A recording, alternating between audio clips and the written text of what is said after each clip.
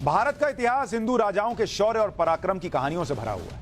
अफसोस यह है कि मुगल शासकों के अलावा ज्यादा इसके बारे में लोगों को पढ़ाया और बताया जाता नहीं। भारत में ऐसे ऐसे हिंदू राजा हुए हैं जिन्होंने अपनी बहादुरी की मिसालें कायम की, लेकिन अफसोस इस बात का है कि हिंदू राजाओं के पराक्रम को इतिहास की किताबों में वो जगह नहीं दी गई जितनी मुगलों को मिली। इतिहास की किताबों में हिंदू राजाओं के शौर्य को बहुत कम पढ़ाया गया। आज भारत के इतिहास के पन्नों में से ऐसे ही एक हिंदू राजा का चैप्टर लेकर आया हूं जिसके बारे में आपको जानना चाहिए। हॉलीवुड की एक फिल्म के बारे में आपने जरूर सुना होगा। फिल्म का नाम है 300।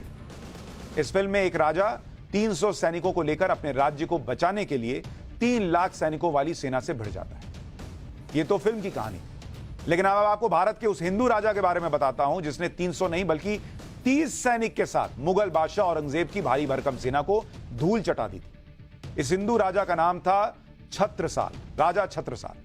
छत्रसाल का शुरुआती जीवन कैसे कष्ट में बीता और फिर कैसे छत्रपति शिवाजी से मुलाकात ने उन्हें महान योद्धा बनाया, इसके बारे में आगे बताऊंगा। सबसे पहले राजा छत्रसाल की बहादुरी की वो कहानी बताता हूं जिसकी वजह से मुगल उनसे थर थर कांपने लगे थे। साल था 1670 और यही वो वक्त था जब राजा छत्रसाल ने बुंदेलखंड से मुगलों को खदेड़ने के लिए लड़ाई का आगाज किया। सिर्फ 5 घुड़सवारों और 25 पैदल सैनिकों को लेकर छत्रसाल औरंगजेब की लाखों की फौज से लड़ने निकल पड़े। पहला मौका आया जब औरंगजेब ने बुंदेलखंड के ओरछा इलाके में मंदिरों पर हमला करने के लिए फिदाई खान को भेजा। ओरछा पर उस वक्त राजा सुजान सिंह का शासन था। राजा सुजान सिंह ने छत्रसाल के पिता की हत्या में मुगलों की मदद की, लेकिन इस बार मुगलों से बचने के लिए उन्होंने छत्रसाल से माफी मांग ली और मदद की गुहार लगाई। 8 मई 1670 को फिदाई खान के ओरछा के मंदिरों तक पहुंचने से पहले ही छत्रसाल के सैनिकों ने मुगल सेना को 2 तरफ से घेर लिया। छत्रसाल और सैनिकों की बहादुरी की वजह से फिदाई खान को वापस भागना पड़ा।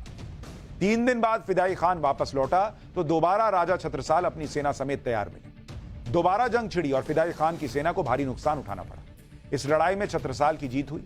यह लड़ाई कितनी महत्वपूर्ण है इसे ऐसे समझ सकते हैं कि झांसी से करीब 50 किलोमीटर उत्तर में धूम घाट इलाके में जिस जगह पर दोनों सेनाएं भिड़ी थीं उसे आज भी बुंदेलखंड की हल्दी घाटी के नाम से जाना जाता है। धूम घाट पश्चिम की तरफ से बुंदेलखंड का एंट्री पॉइंट है।